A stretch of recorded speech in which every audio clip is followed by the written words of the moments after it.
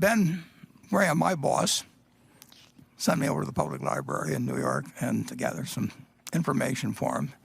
Something you could do in 5 minutes with a computer now, and I dug out something, and he went to testify. And on page 545 of this book, I knew where to look. I didn't have to go through it all, but he had the quote which I remember. And I remember because Ben Graham was one of the three smartest people I've met in my life, and he was the dean of people in securities business. He wrote the classic security analysis book in 1934. He wrote the book that changed my life, The Intelligent Investor, in 1949. He was unbelievably smart. And when he testified with the Dow at 404, he had one line in there right toward the start in his written testimony, and he said, the stock market is high. It looks high. It is high, but it's not as high as it looks. But he said it is high. And since that time, if we'll turn to the next slide, of course, we felt the American tailwind at full force, and the Dow, well, let's see, when the Dow went down Friday, but when we made the slide, it was about 24,000. So you're looking at a market today that has produced $100 for every dollar. All you did was had to believe in America and just buy a cross-section of America. You didn't have to read the Wall Street Journal. You didn't have to look up the price of your stock. You didn't have to pay a lot of money in fees to anybody. You just had to believe that the American miracle was intact. But you'd had this testing period between 1929 and really, certainly 1954 is indicated by what happened when it got back up to 380. You had this testing period, and people really, they'd lost faith to some degree. They just didn't see the potential of what America could do. And we found that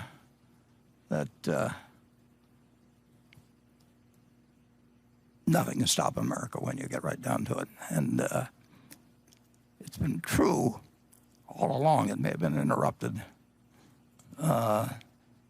with the scariest of scenarios when you had a war with one group of states fighting another group of states. And it may have been tested again in the Great Depression, and it may be tested now to some degree.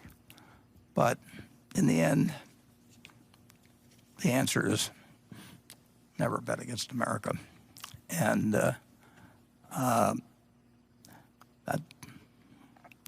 in my view, is as true today as it was in 1789, and even was true during the Civil War and the depths of the Depression. Now, I'm now about to say something that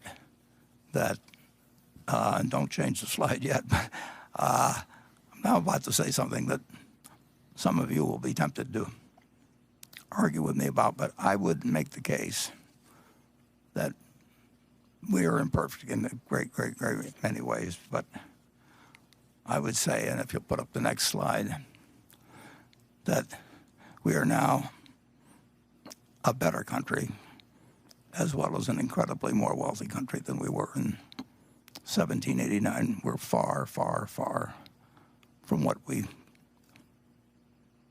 should be, will be, but we have gone dramatically in the right direction.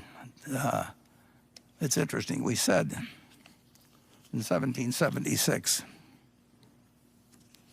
we said we hold these truths to be self-evident, that all men are created equal, endowed by their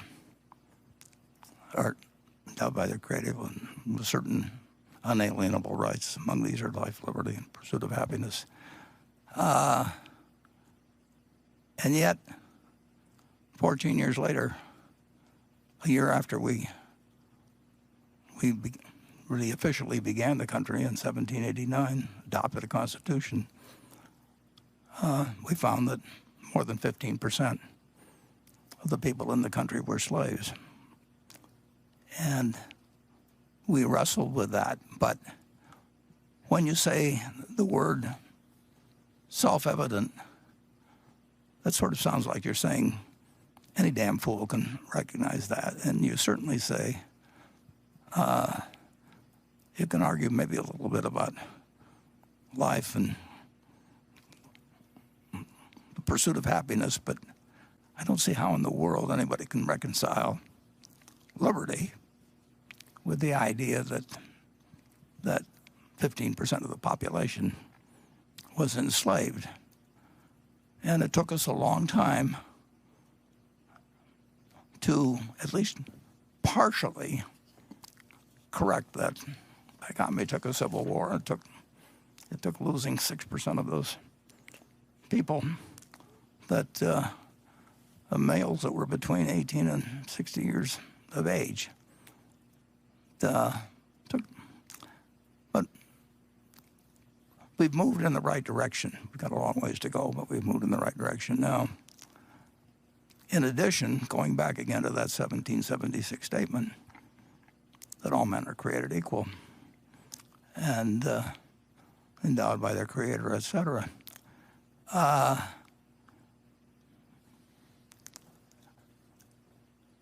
think it was self-evident to the 50% of the population that they were getting a fair deal for over half the lifetime of the country. It took 131 years of our country's 231 years. It took 131 years until women were guaranteed the right to vote for our country's leaders. And then what's even more remarkable is that after we adopted the 19th Amendment in 1920, it took 61 more years until a woman was allowed to join those 8 males on the Supreme Court. I grew up thinking that the Supreme Court, must have been said it had to be 9 men, but it 61 years, so it took 192 years before Sandra Day O'Connor was appointed to the court. And now you can say that there was a pipeline problem.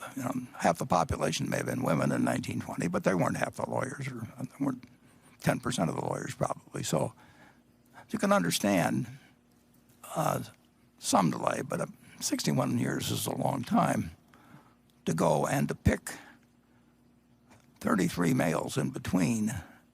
If that was entirely by chance, then the odds against that, if you were flipping coins, is about 8 billion to 1. Now, like I said, there was a pipeline problem. But it took us a long, long time. And it's not done yet. But I think it does give meaning to the fact that we are a better society with a lot of room to go. But we are a better society than existed in 1789. When you go to Colonial Williamsburg, you have that.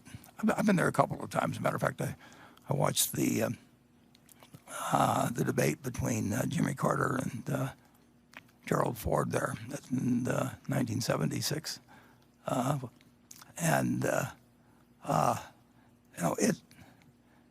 it was not a great time to be black. It was not a great time to be a woman, and both of those categories still have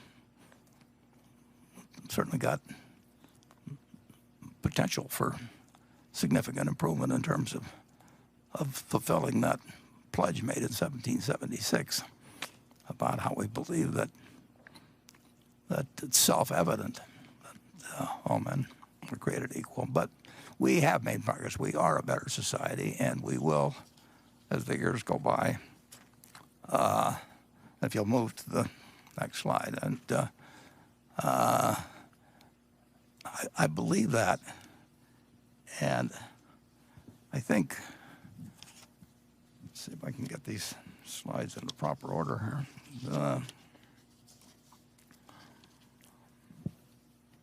I believe that when you get through evaluating